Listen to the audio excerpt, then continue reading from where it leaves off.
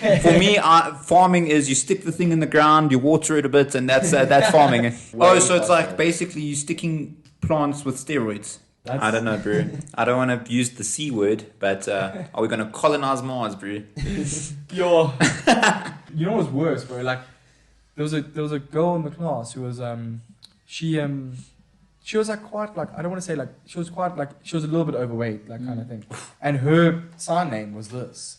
Oh my god. Yo, how rough is that? And I was like, that's tough. Everyone in the class was like, that's so mean. Like, what the hell, you know?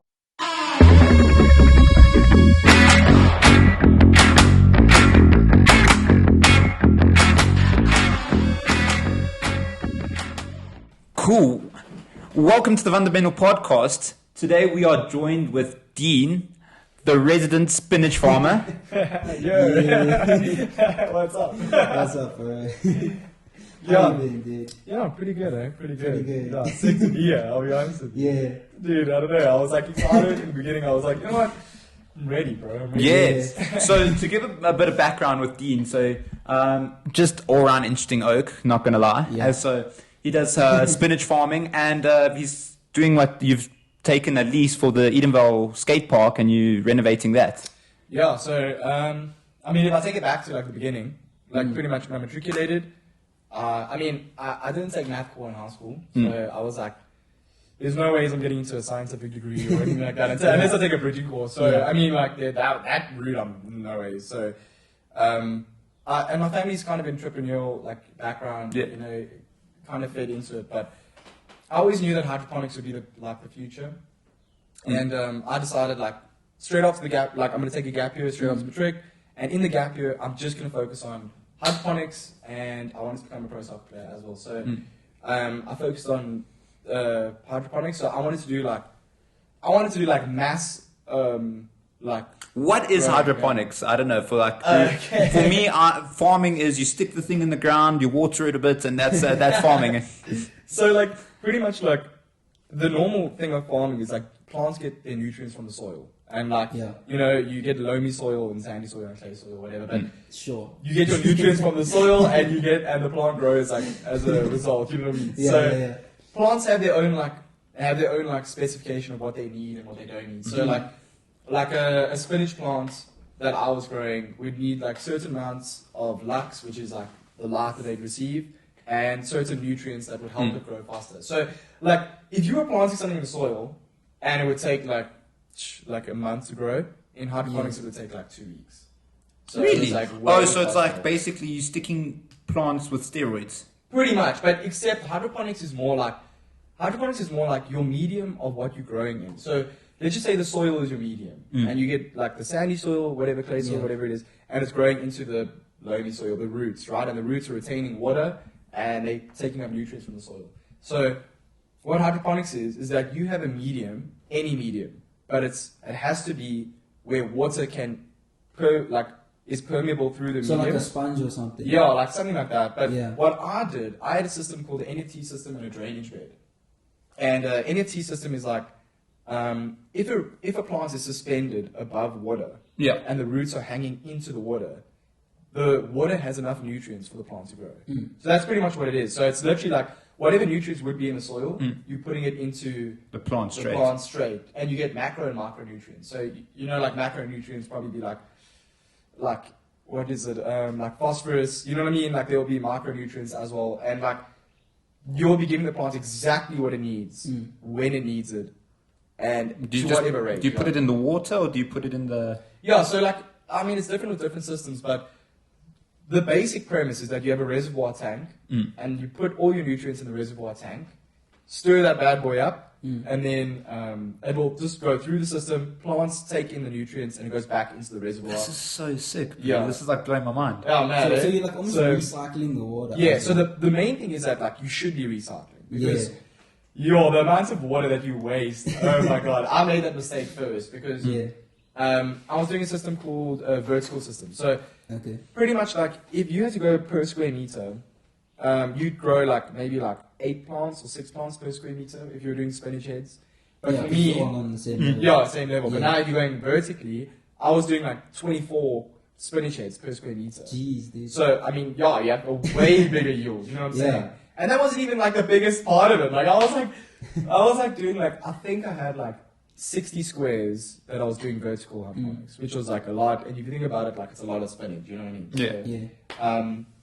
Yeah, so that was sick. But what I never did was I was doing a drip irrigation in the beginning, and I just let it run to waste. But you use so much water, like in farming in general, that I don't, like personally, unless you're doing extremely large scale, like those farmers in, you know, like wherever it is with the blanche or something, but you know what I'm saying? That's actual farms. Yeah, like actual farms. Like the amount of water, oh my god. Because for me, I was using like, I had a 2,500 liter JoJo tank, and I would crack through that thing in a week. Like, easy. Jeez, dude. Yeah. So, I mean, and that's like just with like twice a day watering of these plants, whatever, and that was like enough to keep them like going. So that was sick. But yeah, so pretty much like what I wanted to get into after that was aquaponic. So aquaponic is fish farming mixed with hydroponic. So, okay, cool. So it's like the plants, but not plants, fish. No, so pretty you much stick fish in the water. yeah, the fish is your reservoir. Like where the reservoir is, you throw fish in. Okay, yeah. Like ideally tilapia or goldfish or whatever you want, but you got to make sure that it's like specific to your environment. You know, the fish also have needs. You know what I mean? Yeah. So what happens is that reservoir pumps up all that water that has like their urine in, whatever, you know, goes through like a bed that like takes all the solids out and goes straight into the beds and into the NFT system, whatever that feeds the plants. So the plants are getting omega-3 oils. They're getting, pretty much, bro. Like, you think about it, but yeah, they're getting some high-class nutrients. Yeah. And then what happens is the water that comes back to the fish will be cleaned through the plants, taking out all that beneficial, like nutrients to them, but detrimental to the fish. Exactly. Yeah. But pretty much the only thing with aquaponic is that you have to have a bed that houses beneficial bacteria in order to break down solids and stuff. Yeah. So that's what I wanted to get into after that. But I mean, hydroponics didn't really work out as like I wanted it to be.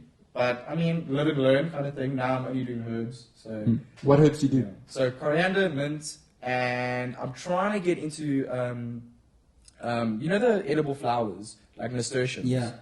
So I think they're called nasturtiums. But nasturtiums. Yeah. So I've been getting into that a lot, and I want to go big on like edible flowers because I feel like that's like a very, very cool thing. You can do it to like high-end restaurants. You know what I mean? So we'll see how that goes in the future. But I mean, I'm just doing it for now. Bro, it's one step at a time, man. You're figuring it out. It's just like so cool. Yeah, and like you know, it's actually so weird, but like when I was explaining it to my dad and my mom and stuff like that, like they thought I was gonna get it like on the fucking get-go, you know what I'm saying? Straight off the bat, and like I never worked out for the year in the beginning, but like I feel like as a whole, like I learned way much more from it just on that year basis than I ever would have like anywhere else. So I mean, just going for it and just trying it was like a big step. So I mean, like I definitely know more now. How did you stumble upon hydroponic? Because literally, I've never heard of hydroponic in my life. So, ironically, my brother was the one that showed me it first. So we were at somewhere, I don't know, but my brother was pretty much buying weed for himself.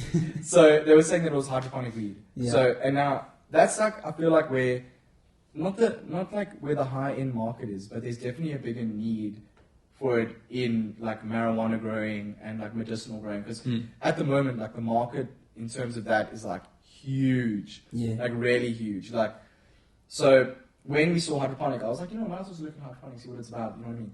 And then I checked it and they were like hydroponics for the future, and this was like 5 years ago, and now like there is so much information about hydroponics. Like you can go like to any there's hydroponic shops all over South Africa now, and you can go and you could literally just buy a system ready-made and grow your crops at home. Oh, but you decided, no, I'm building it from scratch. I want to go from scratch, and I want to go because my whole thing was like the biggest cost to farming in general is transportation, like by far, to distribute it. And labor of the place. So if you in like wherever it is, like a farm that's so far away, the logistics of getting that produce to the market is like so expensive. So I said, okay, cool. my mom has a yard in Wynberg next to Alexander Township. Yeah. And I said, Mom, I need literally just like 100 squares. I'll take like whatever it is, just like I need a quarter this off and I'm going to try to do hydroponics. And then she gave it to me and then I took it from there and I went forward. And then pretty much what happened is it didn't work as well as I thought it would with spinach because like in hindsight, I should have done more of a cash crop because crops in general, like if you're going like large scale amounts of crops, Yeah. like you need excess amounts to make a higher income in terms of like, because spinach is like, if you're making a bundle like this big and you're selling it for 10 rand, Yeah. that comes from like 6 spinach heads. And that takes a while to grow. You see what I'm saying? Like 2 to 3 weeks. So you know your profit margin on that is so much lower if you had to like even hire someone to like cut it and whatever and bundle it and sell it. Yeah. So that's where the fuck up like came in. Yeah, Because, like, 100%. the whole thing was like you need to do way more like extensive farming. You know what I mean? And way more farming in order to make money. Yeah, you need more volume. Yeah, volume. Because the margins are so small. Exactly. But if you have to do a cash crop, Yeah. farming it hard. Right. But if you have to do a cash crop like mints or whatever, you know, you definitely could make. Okay, a first, high what do you income. mean by cash crop? So cash crop is in like there's a higher profit margin Okay. for you making it and growing it and selling it. So Yeah. like i.e. like if you had to do mint, you'd be selling 200 grams of mint for like whatever price it would be. But for a spinach bundle, you wouldn't be working on grams, you'd be working on a bundle that's like this big. Okay. See what I'm saying? And that'll Yeah. probably be like 700 to a kg. Yeah. You see what I mean? You know what I mean? You need more for less. Yeah. Yeah. Where exactly. mint is more of a prime thing. You Yeah, don't need as exactly, much. Exactly. Yeah, easier to. So I mean, like it's a live and learn basis kind of thing. I wish I knew in the beginning, because then oh my god, I would. Brew, that's half of us, brew. Yeah. That's Yeah, like it's half weird. the world being like, oh, I wish I knew the thing I knew, you know? Dude, it's weird. Like even like now, like I definitely, if I was in the position now back in high school where I decided to drop maths, I definitely wouldn't have done that, because like now I'm like, you know, I actually really like hydroponics. I'd like to take it further into studying whatever, but I can't because I haven't taken math core, and it's so stupid because I built a system at home, Yeah. done like everything, and like now I can't even take it in university because I haven't taken math. So I mean, in Quick hindsight- math course, brew. yeah, Something to look bridging, at. yeah, bridging. Something to look at. I know. It's actually just lazy. I don't know what it is. But yeah, I feel like I'll get into it. But you know, in hindsight, like, it was definitely, I don't regret it at all. Put it that way. So, I mean, I'm still doing it. I'm still doing like mints and stuff like that. I want to do it bigger, large scale. But when I have more money and more capital behind me, then I'll go large scale. Yeah. But at the moment, I mean, something I can do about it. It happened. Yeah. So, I mean, like, I'm glad it's a good life experience. So, I mean, it's cool. Yeah. But yeah, so I mean, taking it further from now, like, I mean, I got the skate park now, and like, I feel like it led into that. You know what I'm saying? So how did the Yeah. skate park thing come about, brew? Because, like, it's this skate park, like, skate scene in South Africa is kind of smallish, I'd say. You know, it's actually weird that you say. Or 'cause it's I've been telling niche. everyone. Yeah, exactly. Like, I was actually telling everyone, like, it's crazy that everything that happens in Cape Town and Yeah. starts in Cape Town just like trickles its way down to Joburg, Yeah. like slowly. I mean, like the same thing happened with like the gin scene, where like gin was like a big thing in Cape Town. Yeah. Now And then- everywhere's gin. Now everywhere's gin, yeah. And you get gin gardens, you get everything. And now it looks like it's starting to be rum there, bro. And like, watch, you'll see rum will become a big thing, you know? But same thing with skating. Like, it's all like coastal cities. Like, every coastal city, because I think surfing is such a big element, you know, that skating almost comes as like a second nature to people that surf. It's surfing on land. Yeah, exactly. It's such a, you know? So, I feel like, well, what happened with us is that I used to skate at Boogaloo's in Stonebridge, and then it closed down. Yeah. For I don't know what reason. Oh, Boogaloo's liquidated, that's why. I don't know why they did though. But anyways, so what happened is they closed down the skate park, and I had nowhere to skate. And like, I was in a position where like, I mean, I'm like 13. I'm not going to go to like Edenvale skate park like over there because it was so dodgy, and my parents wouldn't let me go there. Yeah. So like, that's where I kind of like stopped skating. And then what happened was during lockdown, Edenvale skate park was the only thing that was open, like actually during lockdown. So like we would go there like like during the days because obviously there's no one there, and like that was the only thing you could do. So we went there, and like I actually got back into Skating, over lockdown, and then kind of got back into it. And then I saw this place, and I'm like, yo, this is like a really nice like place. So it's got so much potential, and like, why has no one tried anything with this place, you know? And then, okay, there were homeless guys staying there, and there were drug addicts, and there were like drug dealers, and like whatever, but like, like I saw it as like, okay, hey bro, as long as they can pop a kickflip, it's good. They were actually like, it's so weird, like the people that stay there are like, let me put it this way, all the homeless people that are there at Edenvale, something has put them there, and I know that, but like, a lot of them are like retrenched, like, just have nowhere to go, you know what I mean? Like, the guy that we hired, one of the homeless guys that we hired at the skatepark, his name's Steven. I mean, he was retrenched like 4 years ago, and he just couldn't find a job anymore, and then he just got so comfortable living at Edenvale. Like, that's everyone there, like, they're all just so comfortable, like, I mean, I know it sounds stupid, but like, if you had nothing to begin with, and then now you're at a place where like, you're not paying rent, and the Edenvale community gives away so much food, it is crazy, like, I was there the one day, and a lady came with 2 crates of nectarines. Oh wow! Jeez. And nectarines are expensive. Like, what the hell? Like, I would like a nectarine. Like, so she gave me like 2 crates of nectarines, and these guys are like living, you know. So, I mean, for them, like, okay, it rains and their stuff gets wet and stuff like that, whatever. But I mean, like, for them, a lot of them have been offered jobs. Like, I mean, we had another guy staying there as well. This guy Steven, and named him Shongo, and the only rule that I say to these guys, if they stay there, is that you can't come here drunk. You can't come here like high, like whatever, like, that's the thing. Like, we're giving you a second chance, don't blow it kind of thing. I know you guys do it, but I don't want to see you do it. And I don't want you to come here and be doing it. So, like, that was like the rule, you know? And then the one Sunday, I just see him like hobbling in, like, you know, like walking in and stumbling and stuff like that. And I was like, Ntongo, you can't come in like this. Like, you're so drunk, like, whatever. And then he was like, oh, if you don't like it, then I'll take away my stuff. And then I was like, what? Like, kind of thing? Like, and I was so hurt. Like, imagine you giving, like, a homeless guy a job and, like, even a place to stay. Like, we bought them a Wendy house. And they were staying in the Wendy house. And he came and he said, you don't like it, I'll leave.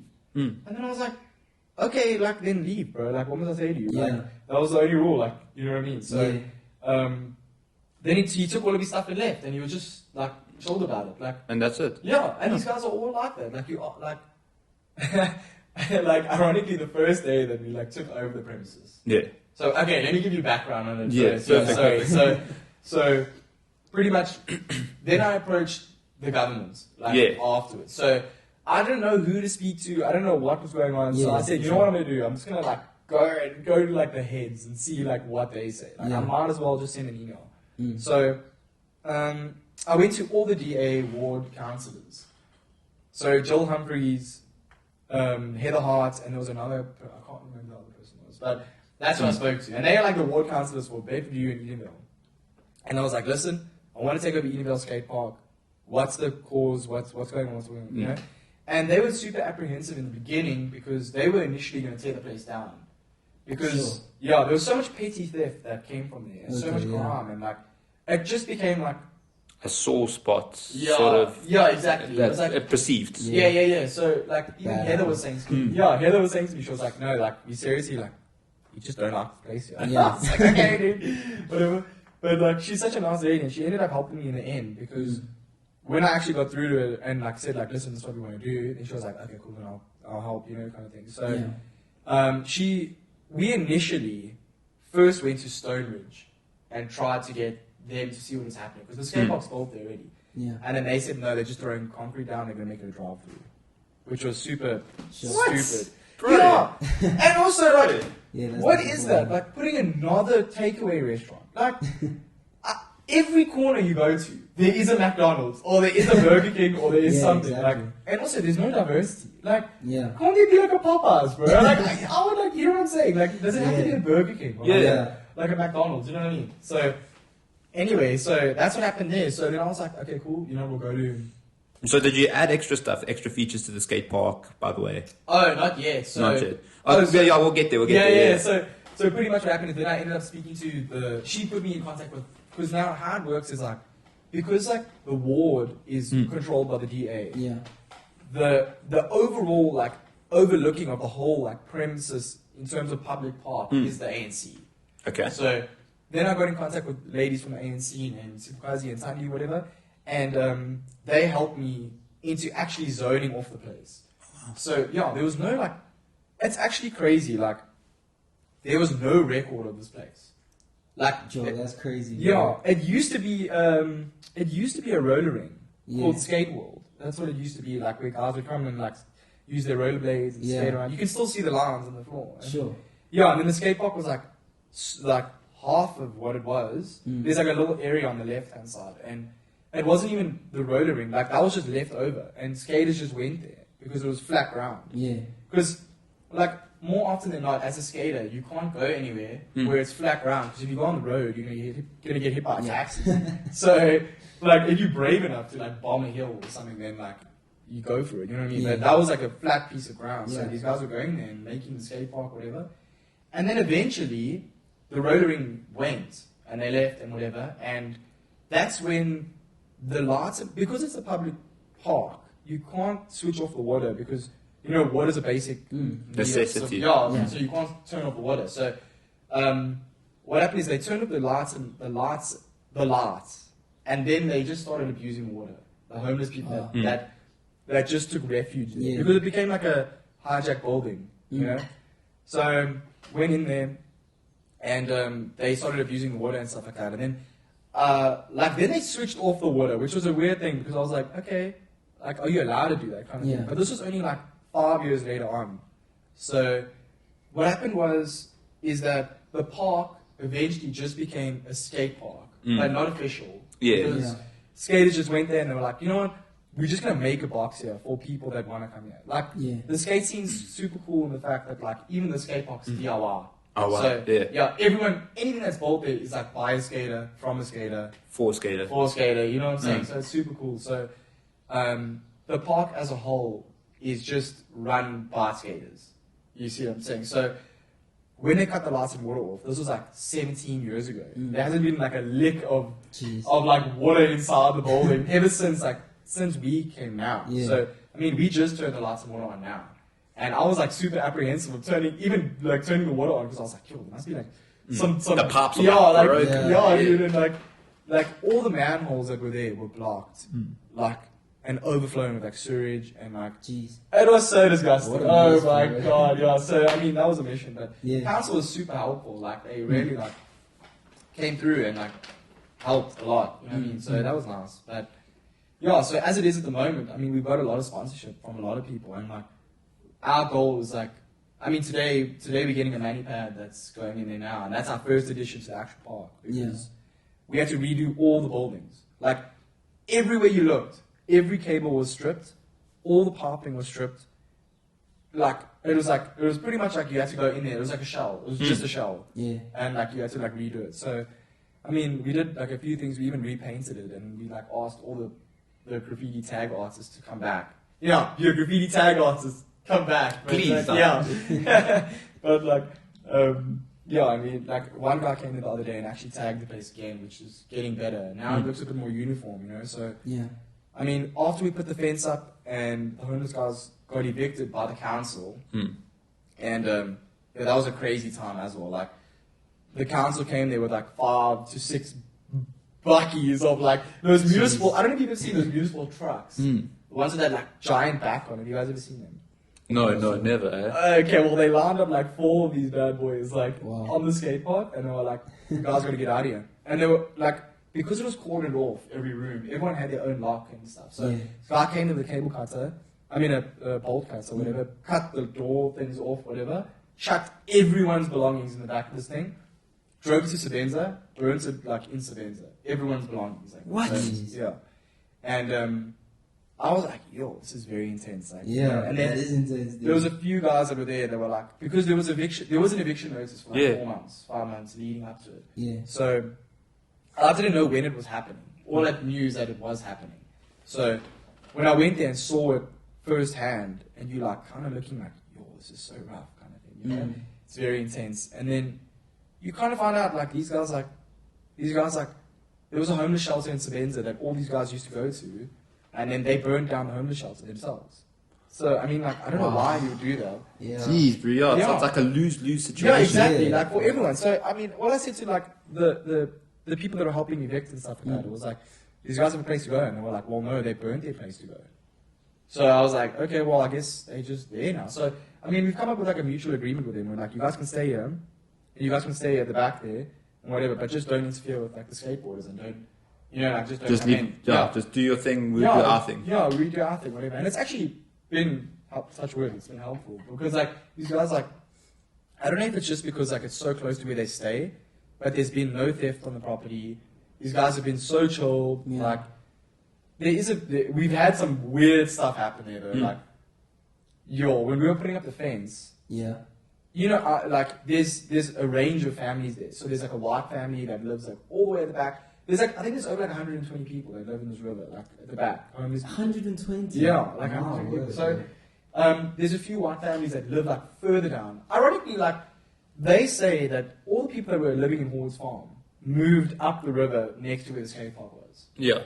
And all the people that were there, like all the white families that were there, are all like addicted to crystal meth and whatever. And they were extremely dangerous. You know, I don't even see them because they're so high up, like wherever it is. So, long story short, like there was a girl, like a little girl, like a 9-year-old girl, walking in the river one day, and I was like, okay, I don't want to like just like profile someone and say like, okay, like this girl's not meant to be here. Let me just check what's up. Yeah, like let me check what's up. So I left it, kind of thing, and then that was like 9 o'clock in the morning. And then later on in the day, some guy came from like the special task force, came there and he was like, "Have you seen a 9-year-old girl here?" And I was like, "Yes, I have." Like 9 o'clock in the morning, like she was walking around here. And he's like, "Oh, okay, no, she ran away from home and they couldn't find her and stuff like that." And I was like, "What?" Jeez. Yeah, so this guy went into like the river, like on his ace. This guy with like a bulletproof vest on and whatever.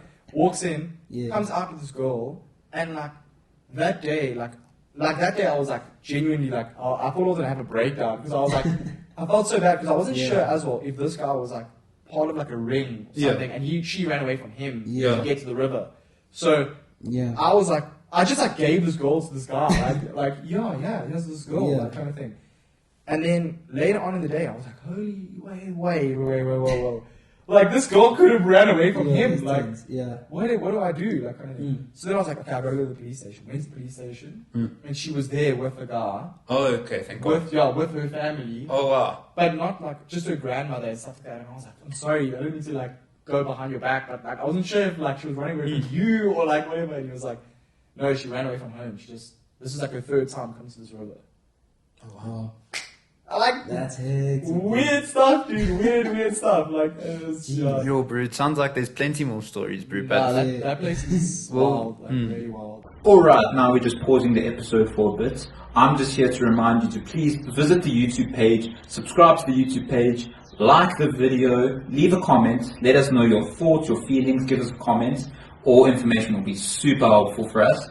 And, oh yes, hit the notification bell, ring the icon so that you don't miss an episode. Yeah, and also please follow us on Instagram at _fundamental_podcast and like our photos, leave some comments, and watch out for all our latest clips as well as behind the scenes pictures and clips. Cool, back to the episode.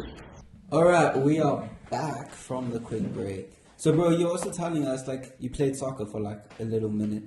Yeah, so I mean, when I matriculated, I was dead set on becoming a pro soccer player. Like, I was like, I mean, ever since I was young, I was like gonna do it. Like kind of the progression that got me into it was that I made Easterns like every year, and then under 13 I made Gauteng, so that's where I played ball steward tournaments, and then carried on going forward. I mean, I made it to engine tournaments and everything like that, and then I said, you know what? If there's any time for me to like give it a go, it's during a gap year, you know, and I might as well just dedicate my life to it and whatever. So so that's what I did. So I trained like morning and night. Well, pretty much I would go to gym in the morning, like 8 a.m. to 9. Then I'd go through to the hydroponics. Yeah. Do the hydroponics to like 3ish, 4ish, and then I'd have soccer at 5, and then would go 5 to like 6:30, and then it would be like on a Monday, Wednesday, and Friday, and then I'd have personal training on like Tuesday and a Thursday. So. And that's intense. You were at like city centre back. So I mean, originally I was playing centre back. That's what I made like all my big positions in. So I mean, like aces, like black aces, I made that, and then the Bill Stewart tournament, I made that, and then I was like, then I moved to right back, where I transitioned to right back, And that's where I started moving up, because then I got scouted for Castle League, and then I went to Castle League. How does the leagues work in South Africa? So it's like Castle League. So pretty much professional in South Africa is PSL. Yeah. Then it goes PSL, NFD, multi-choice, Castle. Unless I'm missing a league, because they might have added one or not. So But yeah, so I was in Castle League. So it's like the lowest of the low, like in terms of making it professional. So you could say you're semi-pro, but you're not really. You do sign a contract, so you are like legally bound. So I mean, that was cool. But so I mean, I was playing with a lot of guys that like have made it pro.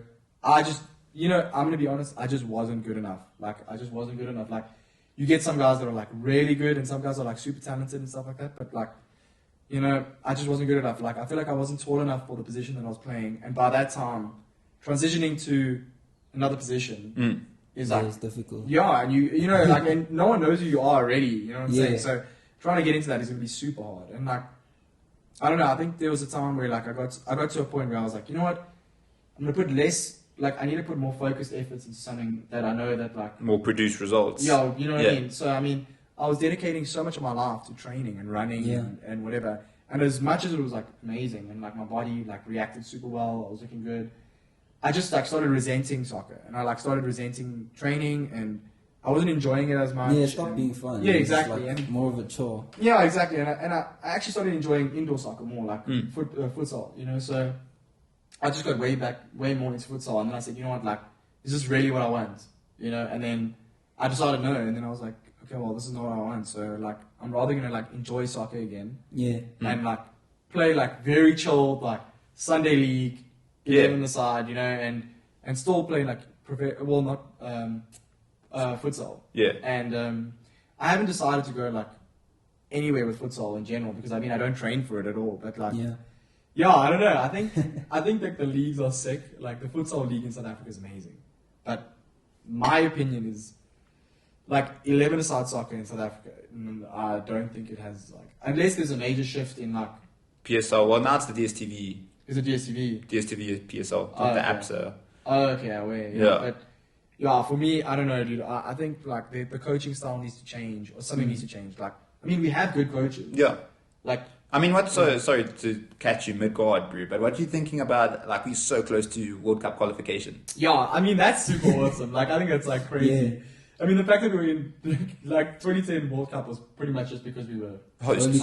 Yeah. And then Shabalala scored the best goal, like, of an opening, like, of South Africa's history as well, like, and that was, like, crazy. So, I mean, like, for us to qualify for that, we should be qualifying, though. Like, if you think about it, like, we have like the biggest football league in Africa, PSL.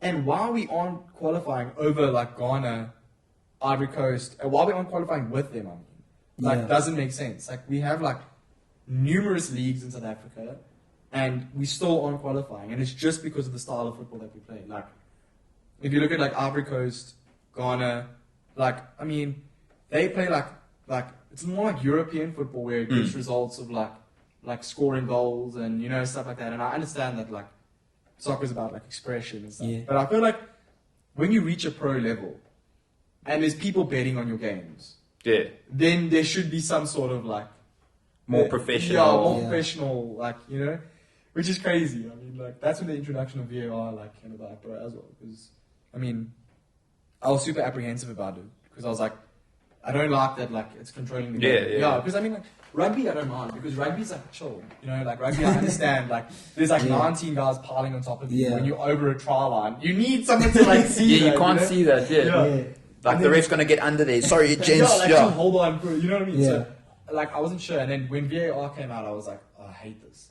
But then I started realizing, like, you know what, like, some people are betting like R1 million, like, you know what I'm saying? And that's like little for some people. Like, R1 million on a game. Like, it does come down to like those intricacies, and like, that's why I was like, you know what, it actually is a good thing. Like, and it's kind of progressing forward. You know what I mean? So, like, if you're professional, it should be that. Yeah, that the goal line technology helps. I mean, with goal line technology, there would have been that Lampard goal in 2010. Yeah, exactly. You know, so, and it's weird, like, right? And like, like a lot of that stuff, like, even like, I don't know which game it was in the World Cup as well, but with Suarez, we handballed the bro, Ghana against Ghana in the quarterfinal. That guy should be prosecuted, bro. I don't know. For Do you know what's the thing? Some people will argue that, maturity says that Suarez was right when he did that.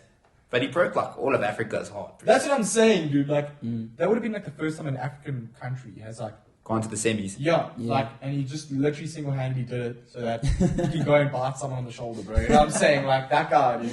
Yeah, dude. Protein whenever possible, my dude. Yeah, that guy, I don't know. But I love soccer, and I love playing football, and I know I say soccer, but, that's just the way I know it. Yeah. But, it's soccer, yeah. So. Yeah, exactly. Yeah. But, I don't know. I think, the amounts being paid for players, and, Newcastle just got that new... Bro, that guy's... Sure, that's insane. All the Premier League owners combined, and they don't even scratch. Yeah, what is that? You know what I mean? What does 320 billion look like?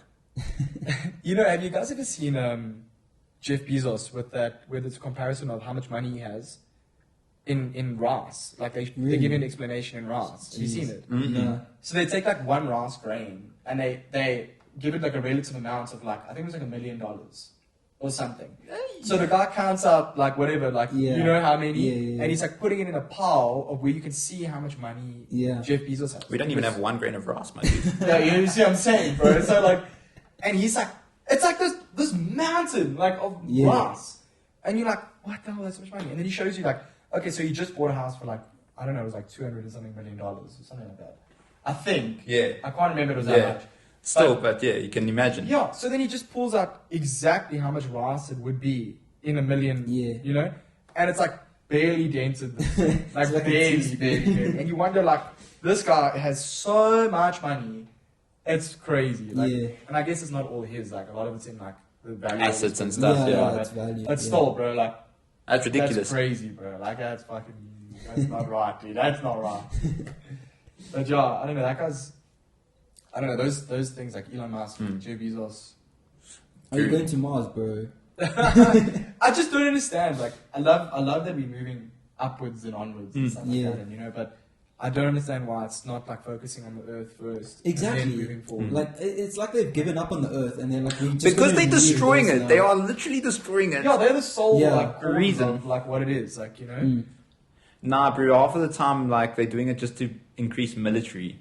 They're we're using this technology to go to Mars, but meanwhile it's just to transport rockets and shit way quicker.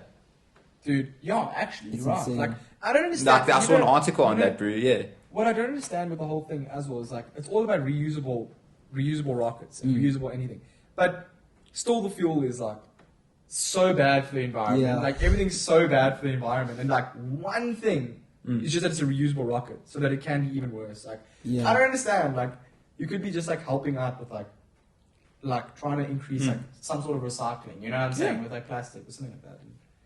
But I don't know. I don't know, bro. I don't want to use the C word, but are we going to colonize Mars, bro?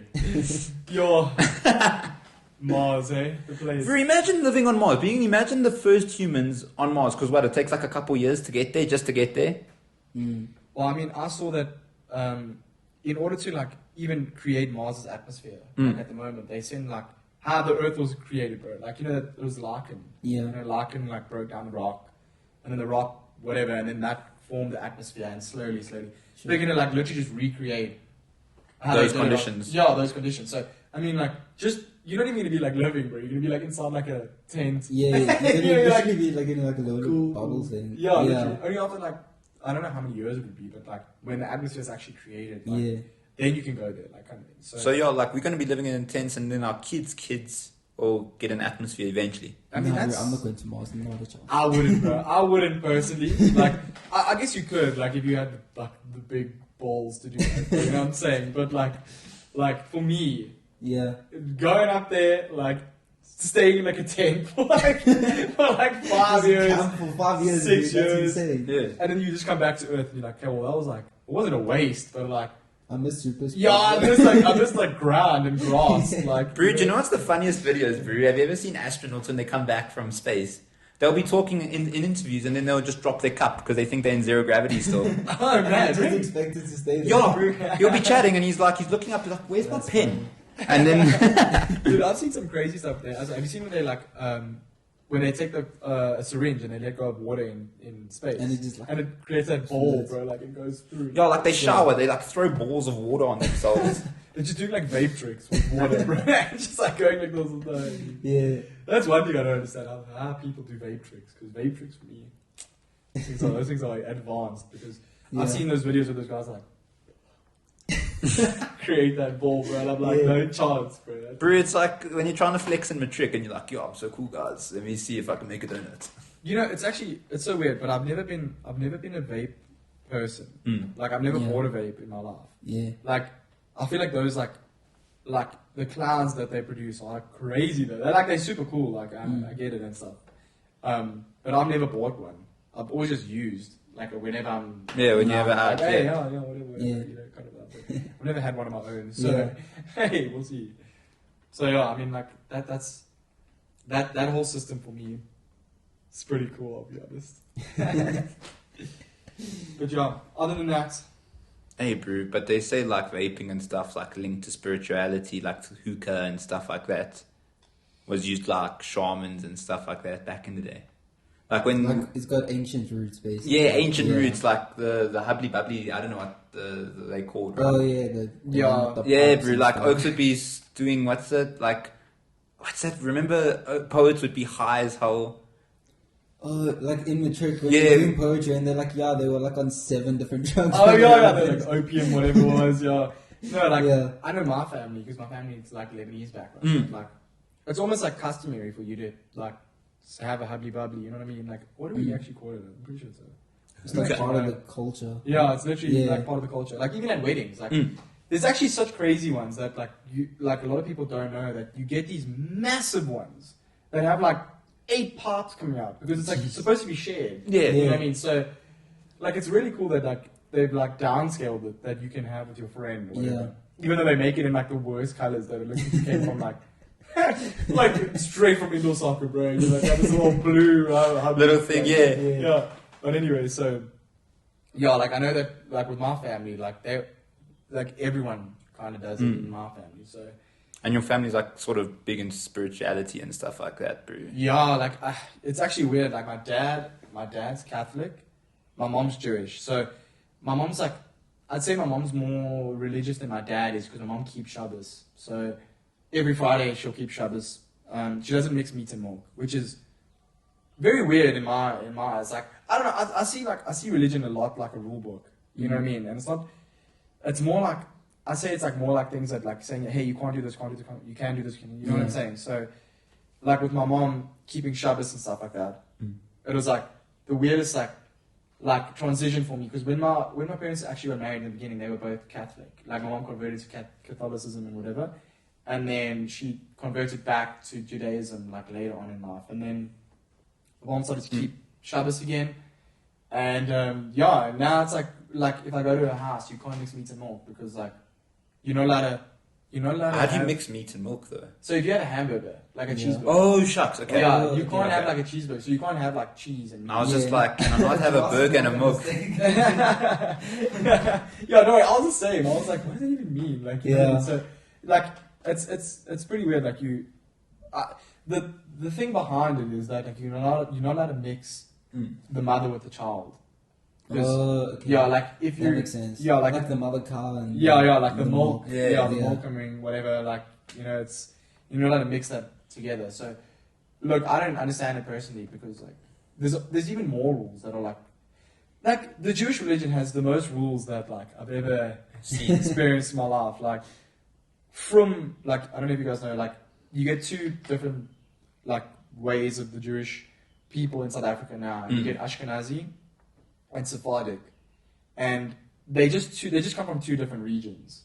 So pretty much, if you say someone's a frum person, they're just very religious. You know, it's just like, they're frum. You know, they're frum. So like you'll see, like if you say like, it's kind of like not like derogatory, but they are like frum. You know, so if you see people walking around with tzitzit, so tzitzits are like that. Have you ever seen like you wear that belt that has like those tassels coming down? Yeah, the tassels. Yeah. And then they have like I forgot what The beard. Yeah, the sideburn things and whatever. I'm not that religious, so I don't know. But and like yarmulkes and stuff like that. But there's so many strict rules. It's all against like pleasure. Yeah. Like there's no like you're not allowed to touch a woman like until like she's like I think it's like until she's on her period or something like that. That's Yeah, wild. like, something to that effect. Wow. Like, and if you have like sex or something, it's like through a sheet.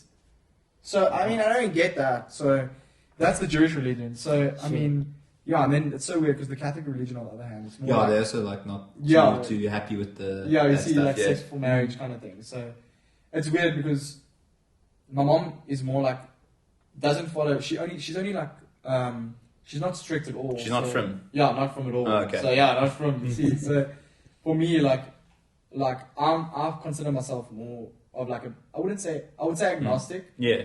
Just on the basis of like seeing more like Buddhist cultures and stuff like that. Because I mean, Tristyn and I went to Nepal. Yeah.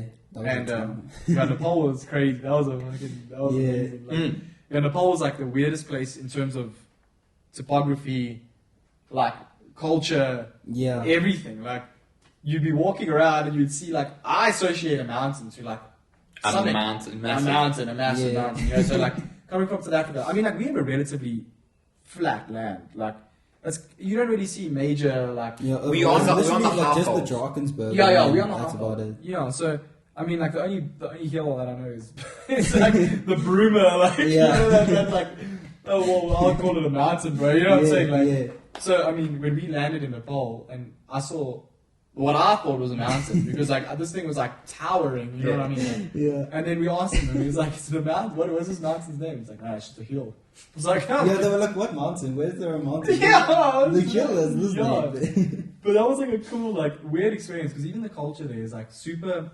Everything's about like retaining energy and like anything that like to maximize like energy output. You know, so. I mean, I remember when I was drinking water the one day, the guy said that you should drink water like fully, like back, like you should drink it like, I don't know how to explain it, but with your head's fully tilted back, so that when you're drinking, you get more oxygen intake while you're having water. That you get more energy while you're drinking water, so that your body's oxygenating more. Sure, yeah. So I'm like, who comes up with this? Like, oh, you know what I'm saying? So yeah, that was a cool place. Like, I mean, I remember when we saw Annapurna, the Annapurna mountain, and I was like, you know, like when you see a mountain for the first time, like, and I'm saying like a high mountain, you're like, no ways people climb this. Yeah. Because that is like, it looks impossible. Crazy. And like, I can only imagine seeing like Everest or something. Because like, Everest isn't even the hardest mountain to climb. Like, but it's still like huge. And I don't know who climbed it. Tenzing, was it Tenzing Norgay? I can't remember. Something like that. But I mean, like he summited first, and imagine like summiting the highest mountain ever first. Like no one's done it before. Yeah.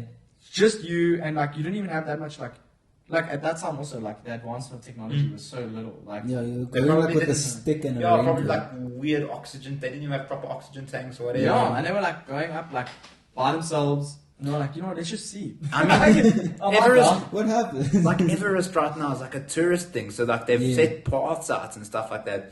Where this oak was like, there is no path. Yeah. I'm going to make my own path. Yeah. And literally, and like, it's actually so bad because at the moment, like Everest is like covered with litter. And like, I know that like, even like everyone that goes there, because they just leave everything there. This place is just so full with litter and like there's dead bodies everywhere and like, you know, because you don't decompose, like, because you're just frozen. You're just frozen. So, I mean, like, the place must genuinely be like a garbage dump kind of thing. You know what I'm saying? So, it's like a crazy way to like look at it. You know what I'm saying? So, but yeah, that place was awesome. Like, Sherpas.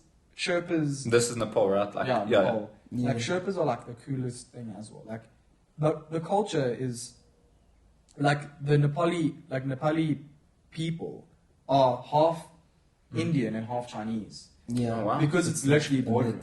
Yeah. So even religiously, it's like Hinduism and Buddhism, it's just like all mixed into like one religion. And it's crazy. Like they like when you look at them, you're like, yo, no ways. Like you can see it. Like you can actually see it. Like these guys like look like half. Yeah. So it's crazy. Like even like with the religion. Like I mean like Buddhism there like it was mainly like a Buddhist way of like it was more like a religion, because I mean when I went to Sri Lanka, when I traveled there also with World Challenge, and when we were encountering like religion there, it was more like Buddhism was a way of life. Like it's like a guideline that you can follow. That like it's not like this is what you can do, this is what you can't do. It's more like, okay, here's the path, and like you can try and reach like enlightenment or whatever it is by following this way. But you know, it's just more like being conscious.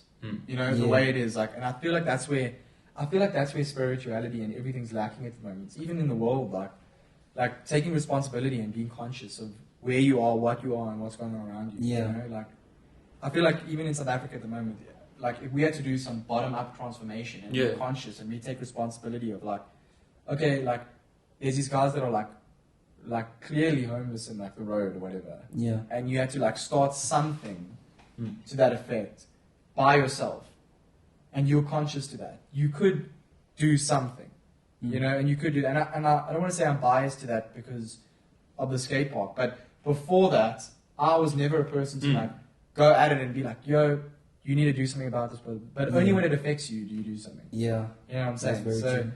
Yeah, so I mean, like, it's a crazy way of like looking at it, because that's more like the Buddhist, like what goes around comes around, you know, karma, you know. So in Nepal, it was different because Buddhism was more like a religion, because it was so close to like the Hindu, where there's like rules, like in the Hindu religion, you know, like, I mean, I have a few Hindu friends who like can't eat meat Monday, Tuesday, Wednesday, but they can eat it on any other day, and then they can set like different, you know what I mean? It's just like, it's more like a rule, like, okay, you have to pray like in the morning if you're doing this, you know what I mean? That's what we experienced like every time we were hiking. Yeah.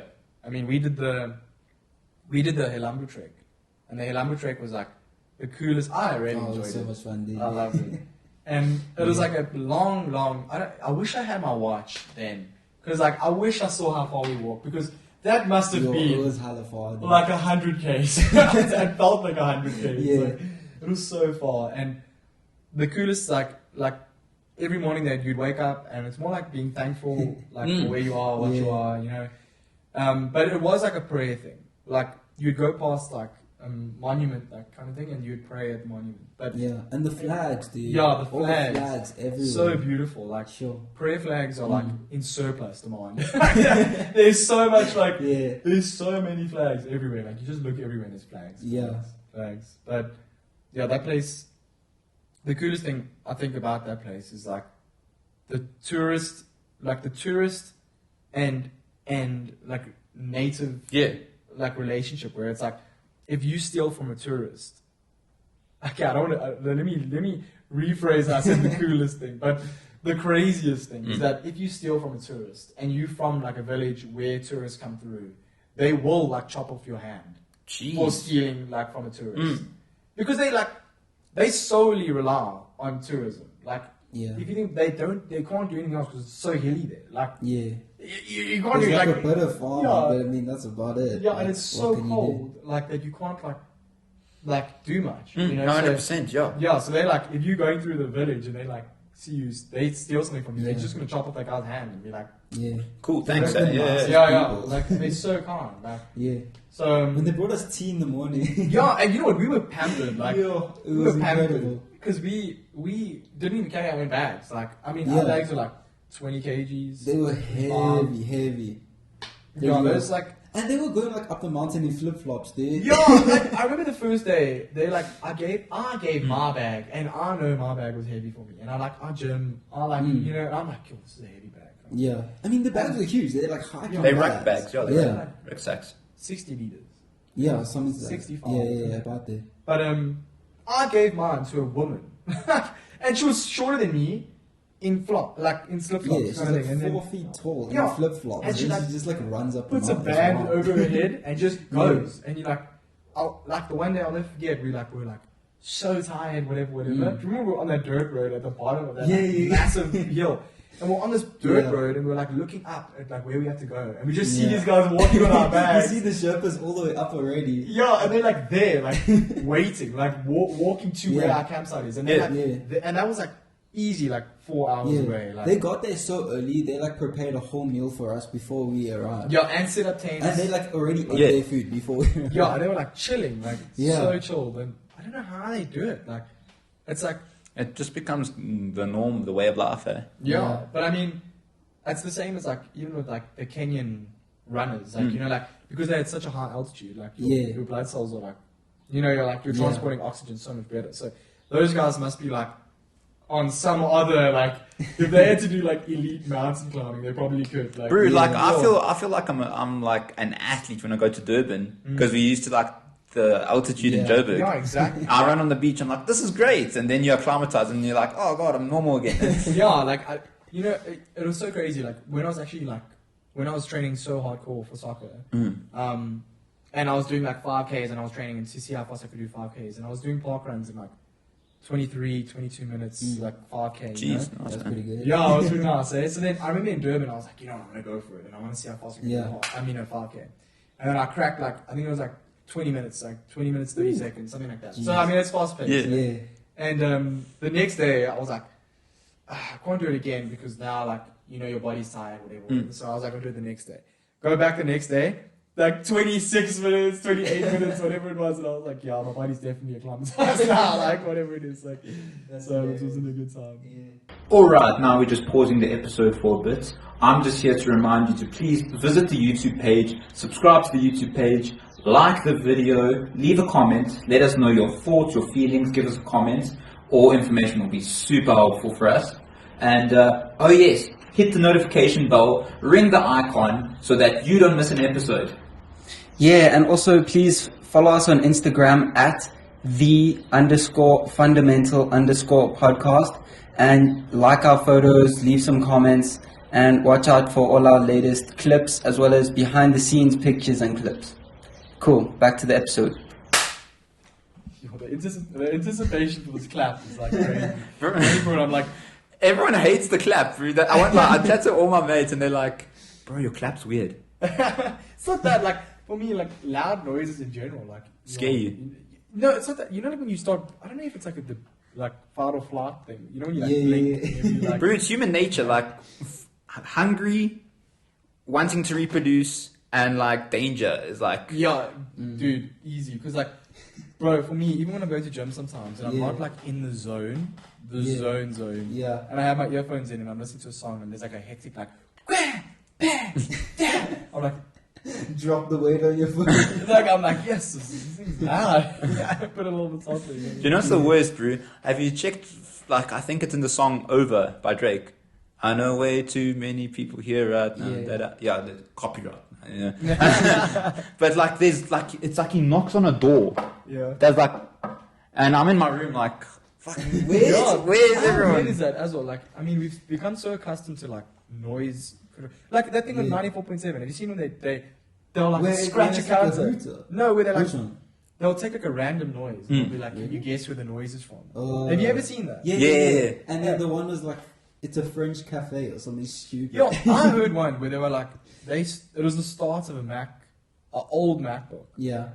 And I was like, yo, it's crazy like how the like, fan and stuff. Yeah, it's crazy how you like associate this to like your memory, you know what I mean? Like, because I know that smell is your sense of smell is your most dominant, I think. It's something like that, one of the stronger ones. Yeah, I think it's like, if you smell like something, it'll take you'll have an instant flashback. Like it links better with memories and stuff, I mean, like, that's crazy, like, I don't understand it. Yeah. I mean, I do that with songs, because certain songs will take me back to that where I heard it the most. Yeah. Like certain house music takes me back to like first year, or like certain like if you play me Swedish House Mafia, I'm in grade 7 getting dressed to go to chess. Yeah.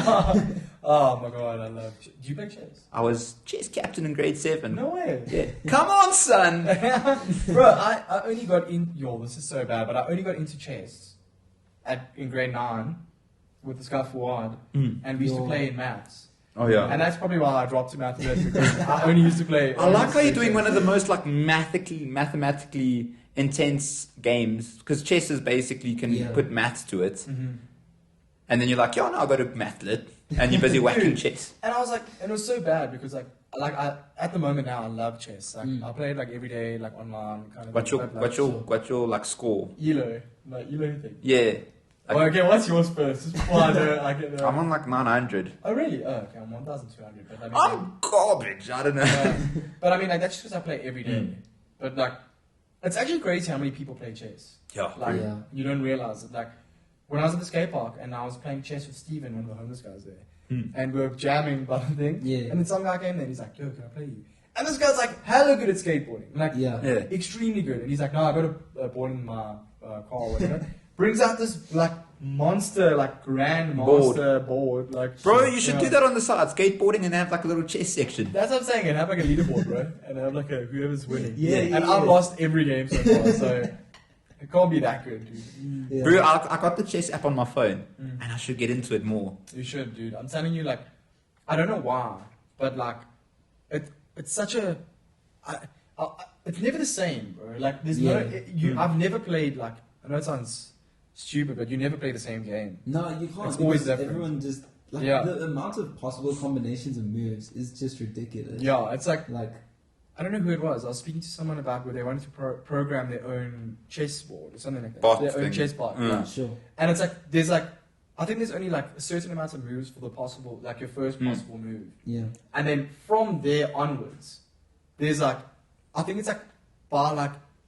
I think it's multiplied by like some crazy amount of what the next possible move could be that the bot could do back, which is like crazy because like you know like it could literally go any way, which is so crazy. Like how many openings are there? There's like the King's Gambit, Queen's Gambit, this opening, that opening. No, like the Queen's Gambit was actually such a good show.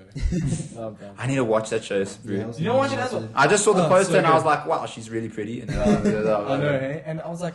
I don't know why. I like that show with me. I was like, I'm having a good time. I like it. I love chess, so this is good. Yeah, that and Squid Games because I binged Squid Games. And so we need to get on Squid Games, my dude. How did you like it though? Like, what was your genuine opinion of it? Because like obviously it's got a lot of hype and stuff, but what did you really think? I thought it was amazing, bro. I binged it. But, like, I think it deserved hype, but I think the ending could have been a bit better, in my opinion, because I don't know why you have to go for like a re-go, like. Now he's gonna come and find. Did you watch it? No, I haven't watched it. Oh, you was about to ruin the whole everything. I was just like, what does this go on now? No, Squid Games is really good, like super good. I binged it literally for that. But it just shows you like Korean film is coming. Because remember there was also Parasite. Oh yeah. Korea in general, bro. I mean, like BTS is just. But you know, like breaking the internet. But you know what I don't like at all is that it's such like a European mindset. Like American mindset as well. That like the Western mindset.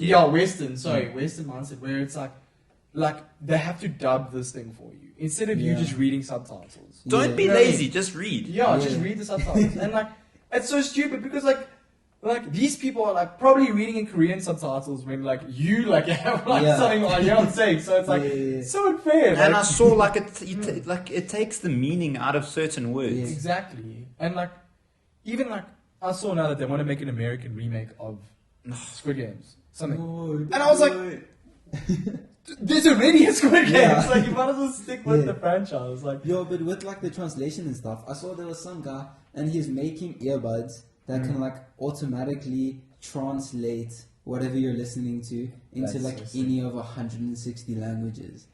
And I'm like, that is so there's sick. some smart people in this world, dude. Bro, because then we're going to become like, remember in the Bible when they were building that tower to God, then we're going to be like those peeps, just all speaking like the same language, but different languages. Wait, what is that? I don't even know what that is. So in the Bible, there's a story that explains why we speak different languages. Oh, yeah? That there was a civilization that built like this massive tower because they wanted to reach God. No way. And then God zapped the people and was like, now everyone spoke a different language. And that's why the building to God didn't like work because I'd be chatting to you, bro. We'd be chatting on me, hey bro, pass me the brick. All the communication. And then so crazy. And then 5 seconds later it's like, hola, como está? Okay. And then you're like speaking to me in Zulu and I'm like, that's so crazy. That's so sick. No, I forget where in the Bible, but Have you guys ever heard of Funny Galore? Have you ever heard of it? No. So Funny Galore is like a language that when it was, I'm not sure if it was like apartheid times or something like that, but whoever would work in the mines would come from different ethnical backgrounds. So it'd be like Afrikaans, Zulu, Pedi, 7, whatever our languages, you know what I mean? Yeah. Like, so they created a language in the mines called Fanigalo, which is a combination of all of the languages. Sure.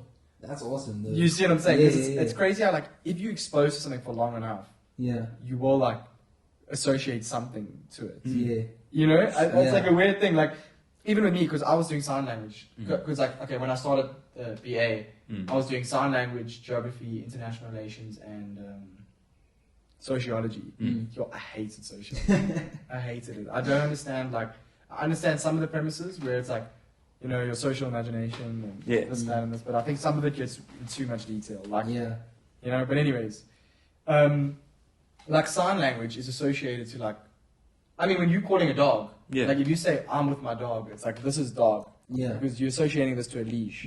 So you're pulling the dog with a leash, which is so cool. And then, like, it's cool how, like, everything, I mean, coronavirus was coronavirus. Oh, wow. How cool is that? So coronavirus. Are you going to be the guy on TV next time, like, dude, you know, so as a chat through? It's so weird because, like, I actually, like, I didn't enjoy it, but like when COVID happened, we all had to go online. So like learning sign language online is like close to impossible. Like, you know what I'm saying? So like they had to like edit videos for us, and it just became so like tedious. You know, so I mean, I couldn't even take it further if I wanted to. But like, it was a cool language. It just. Do you know what bothers me about sign language? This is the clip that. You know what bothers? No, okay, continue. But the thing is that there's different languages. Why could you just not make one sign language? Like that's the one opportunity you can. I mean, what was it again? Sorry, I'm getting loud. No, I agree. I think the American hello in sign language was. I think this was hello. This is hello in South African sign language. Yeah. It's hello. And then I think this is hello in American sign language. Okay. But don't quote me on that. But the hellos are different, is your point. Yeah. You see what I'm saying? So it's weird how like it's the same thing but different. Same but different. You know what I mean? That's how it's about, you know what I'm saying? So that's like a weird like contrast. Because I mean even sign language like as a whole, like there's a thing called deaf culture that we had to learn as well. Deaf culture was like it was about like, are you disabled or are you impaired? And you like immediately when you hear disabled, you like associate this person to being lesser than what you are capable of. Yeah. You know what I'm saying? Because like as like a disadvantage. Yeah, disadvantage, exactly. So they were saying like deaf people are the exact same as you, but they can't hear. They can't hear. You know what I'm saying? They are impaired, they aren't disabled. And that was like the debate that they were having where they were saying, is it disability or is it impairment? And then for me, I was like, okay, I get it. Yeah. But like sometimes I'm like, you know, you got to say like someone, like if you're saying he's impaired, like in school, like if you're saying like a kid is impaired and has to have ADHD medicine or Ritalin or something like that. And I mean, even for me, like I had a lisp like throughout like, I don't know, like from preschool to like grade 3 or whatever.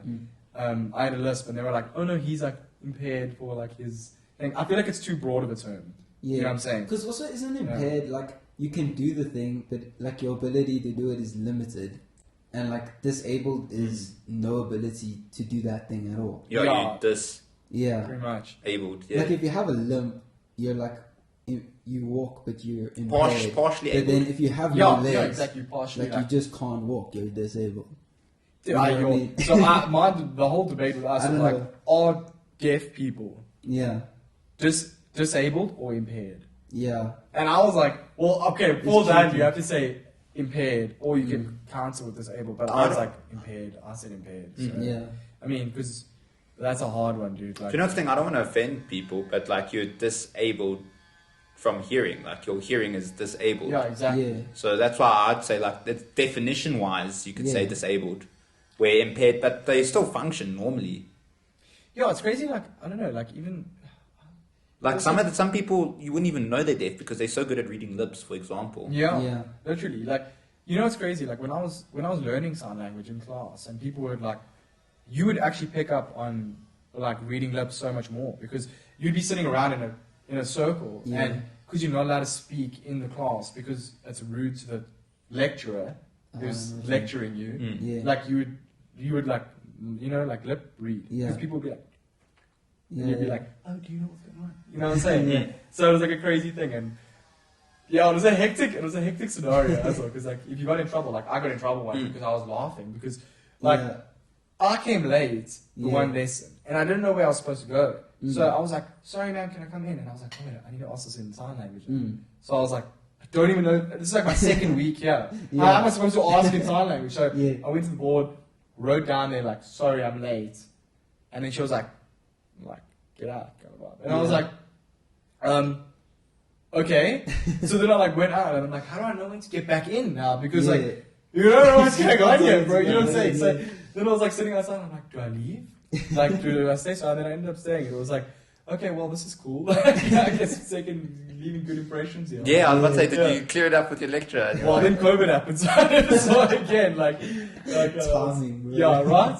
And like, I literally saw like, that was the worst as well. Like, in sign language, you get a sign name, and it's like it's associated to like who you are. Okay. And I remember for me, because I have a forehead vein, they were like, "This is you," and I'm like, "Yeah." And then there was like a girl. There's so many jokes. How mean is that? That's rough. And there was a girl, and they come close to you. Like, they literally say this in my head. They're like, look at you, and I'm like, okay, cool. Like, that's cool, I guess. Yeah. But What would me and Tristan's they would just say you got long hair, bro. They'd be like this. For you, they'd be like big nose. No, dude. You know what's worse, bro? Like, there was a girl in the class who was she was like quite like, I don't want to say like, she was quite like, she was a little bit overweight, like kind of thing. And her sign name was this. Oh my god. Yo, how rough is that? And I was like, that's tough. Everyone in the class was like, that's so mean. Like, what the hell, So, yeah, that was. There was the lecturer giving out the names. Yeah, it's like the lecturer just comes around and just roasts you. It's just a public roast. Yeah, like, you weird nose. I give you this, bro. And like, next one's this. Like, you know what I mean?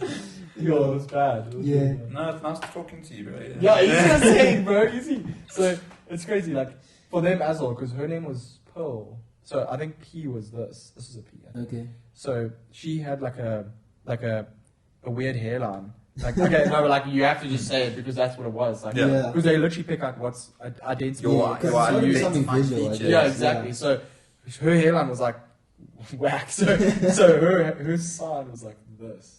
Like they would like this. Yeah. So I mean, like it's quite bad. It's quite bad. But I definitely think that like if you get into it, it's not the hardest language to learn. Like it's simple. If you know what I mean. Like it's like everything's kind of like associated to what it should be, which is really sick. Yeah. But yeah, I mean that was my university life. Like university life for me was like 2 months. Literally 2 months, and then I was like, okay, cool, I guess I'm out of here. Like I've just been online ever since, which is it's been fun. Online school sucks. I love online school though, because like I can do it on my own. So do like I can just manage my own schedule whenever I want. Like I wish lectures were online. I just want certain face-to-face classes. So you just want the social aspect? No, besides that, and like the tutorials. Like I'll have online classes, but like certain tutorials I would like in person. Yeah, tutorials are like kind of necessary. But because like for example, I do like law. I need to debate with people. I needed like chat with people. I needed like see what's up. And because do you know what would be nice? Because our lecturers would like if you'd go after class, they'd be like, "No, look at this case. No, look at this case." Where now it's just like, here's the whole study guide. Enjoy looking through like 10 cases. Just by yourself. Yeah. Yeah, I mean, for me, I'm doing BA General, which is like very like relatively chilled, according to who you are. So I mean, like for us, it's like so different because like I can just like I don't need to go to the lecture. Like in all honesty, you don't need to. Like, and you don't need to go to like, and a lot of it's not compulsory. So like, it's crazy how you can just like. You can just go through, like, just submitting your assignments and you chill.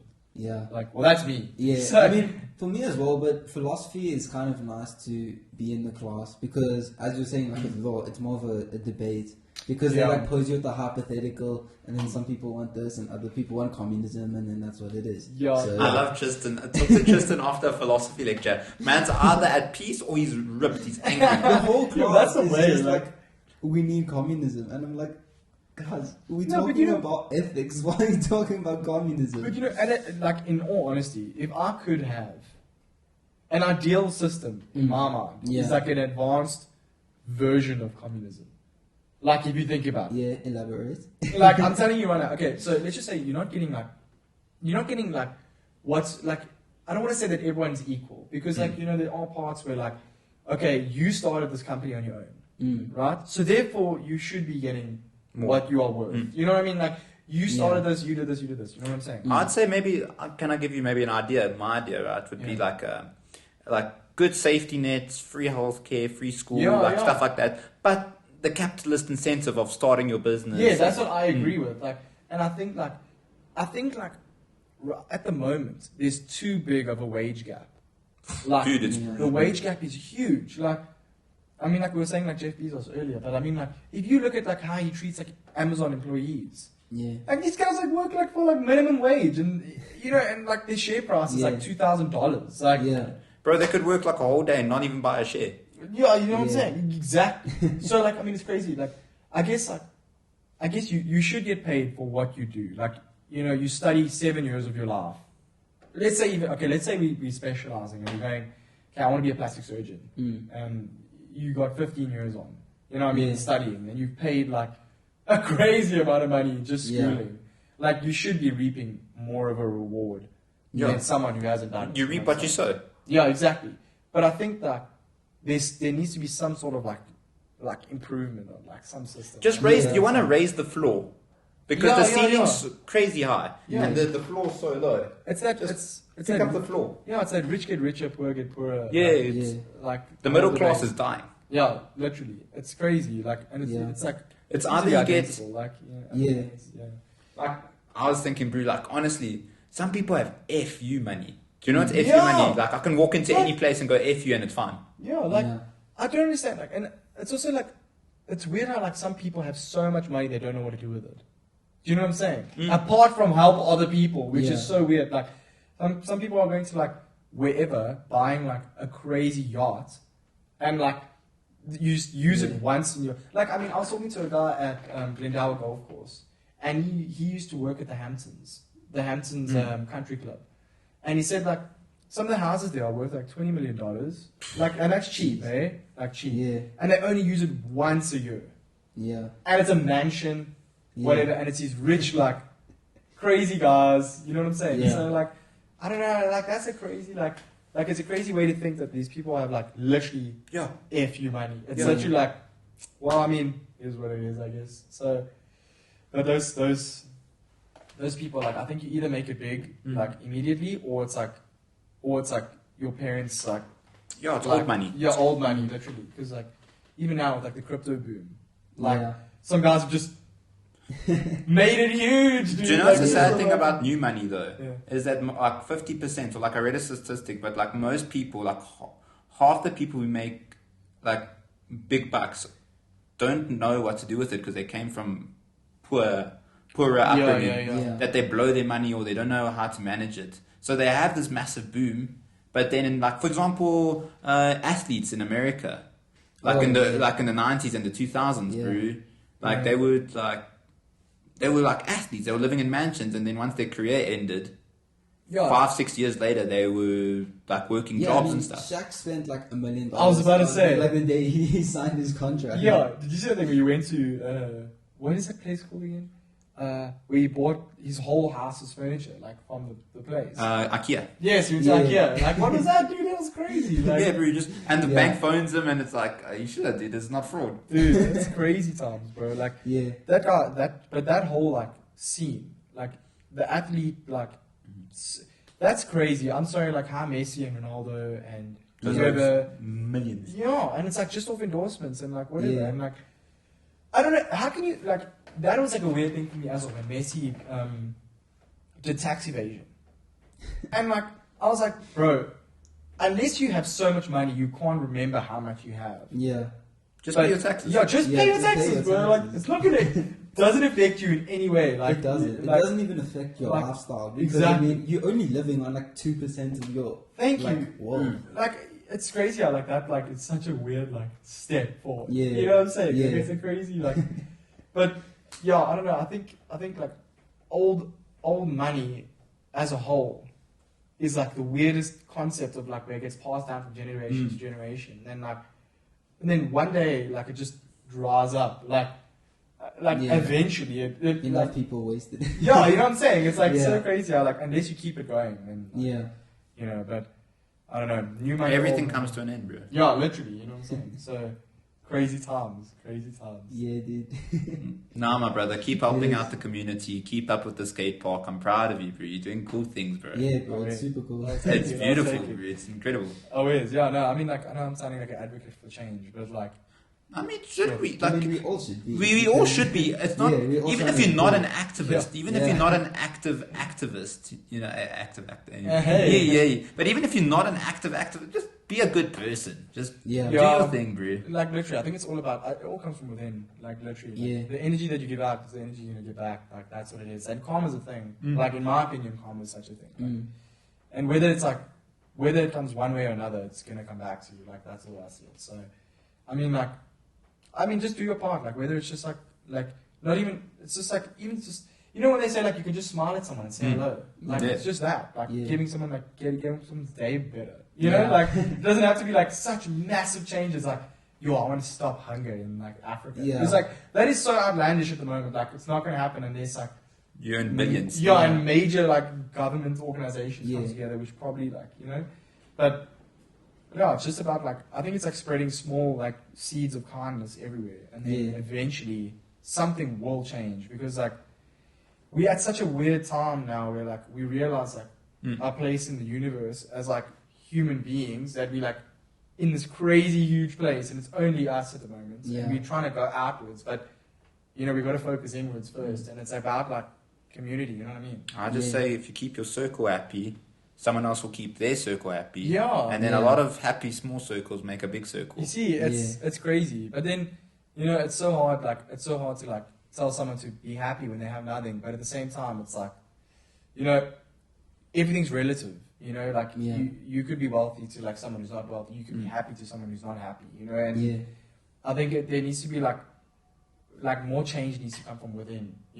Like within yourself, and like be like, hey, I'm ready to make something like great, and you can do it, like like literally. I know it sounds stupid, but like I don't want to sound like a motivational coach or anything, but like, bro, I'm ready to run a marathon. No, but like serious, I mean, I didn't even know what I was like. I mean, I know that it sounded like I had my like shit together, and I was like, okay, I'm doing hydroponics, skatepark, But like when it came to lockdown, bro, I feel like everyone got into this weird space of like, hey, like, where are you going from now? Like, that's what are we doing? What are we doing? No one knew. We were all just like, what is this? And I was just lucky enough to send the right email. You know what I mean? And it was just an email. So I mean, but that's it. You just gotta try. Yeah, literally. And it's all about like giving the go. Like, I mean, yeah. I mean, the harder you work, the luckier you get. So that's a fact about it. I'll wait, bro. Thanks for coming on, bro. Just it was great to see you again. See, I can see you, right? But yeah, thanks, guys. No, bro. Do you want to just plug your skate park, the Instagram? What do you need to plug? So come through to 011 Skatepark. It's That's Edenvale. 011 Skate Park, Edenvale. Yeah, it's the name's 011 Skatepark in Edenvale, next to Woods Farm. And follow the Instagram page at 011_skatepark. And and appreciate like having me on. And like let's keep the good energy. Thanks, sweet. Cool. That was fun. Thanks, guys. Appreciate it. Cool. And also don't forget to follow us at _fundamental_podcast on Instagram. And obviously like the video, subscribe to our channel, click the notifications bell, and we'll see you in the next one. Cheers. Peace.